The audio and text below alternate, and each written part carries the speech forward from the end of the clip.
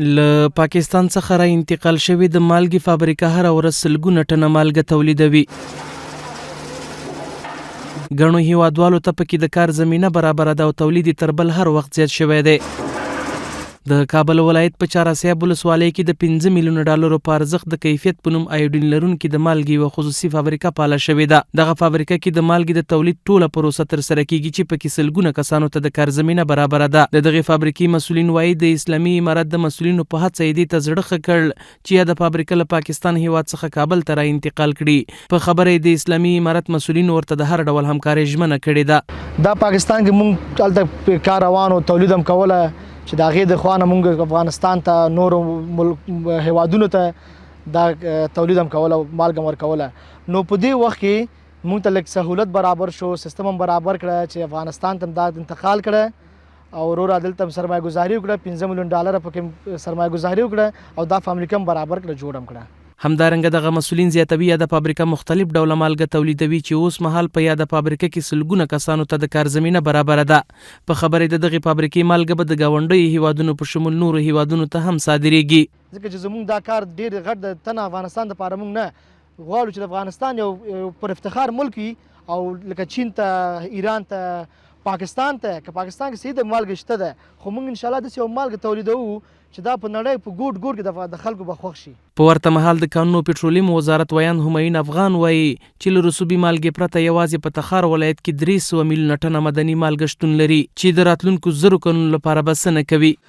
افغانستان د نورو منابعو ترڅنګ د مالګې هم ډېر زیات ذخایر او منابع لري. یوازې په تخار کې موږ د مالګې 300 میلیون ټنه ذخایر لرو چې یوازې د تخار مالګه راتلونکي 10 کلونو دپاره هغه بس کیږي یا بسنه کوي. افغانستان په کلني ډول باندې 3 لکه ټنه مالګه هغه د افغانستان اړتیا ده. بل لور ته د تجارت او سوداګرۍ خونی مسؤلین وایي دغه ډول فابریکې د افغانستان کورني تولیدات نور هم غښتلي کوي.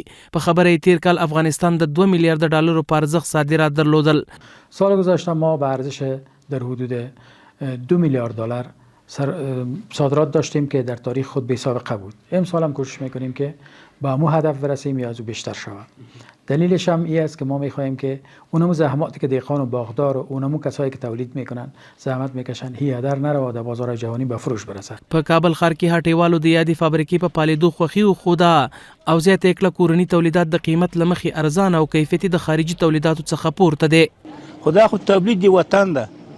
امی موټر ته ګټه سوه، امی تجارت ته ګټه سوه، امی مثال خبرې د کان وال ته ګټه سوه. 100 نفره 100 نفره 50 نفر هم کار مصروفي او د دوی به ګټه په کور کې. دا خو معلومداره خبره ده. دا خو د موږ تاسې خپل دی فایدې شی ده، تاوان شی خو نه ده کار. در افغانستان در تولید داخلی خوب است، تولید با کیفیت است، خوبیش است او مردم سیر میشه، مردم رشد میکنه. این خوب بهتر است تولید خود افغانستان. تولیدات وطنی که است با فایده وطن است، یک چیز خوب است که عوایدش به وطن میرسه. دیگر چیزهای خارجی که است مربوط خارج میشه دیگر فایدهش. دا په داسې حال کې ده چې له دې وړاندې هم په کابل کې د TGL په نوم د دوا فابریکه فعاله شوه چې د ګاونډیو هیوادونو په شمول عراق، سوریه، یمن او ځینو نورو هیوادونو ته د یادې فابریکې سیریمونه صادر شول. محمد عمران سرکوټوال، حریت نیوز، کابل.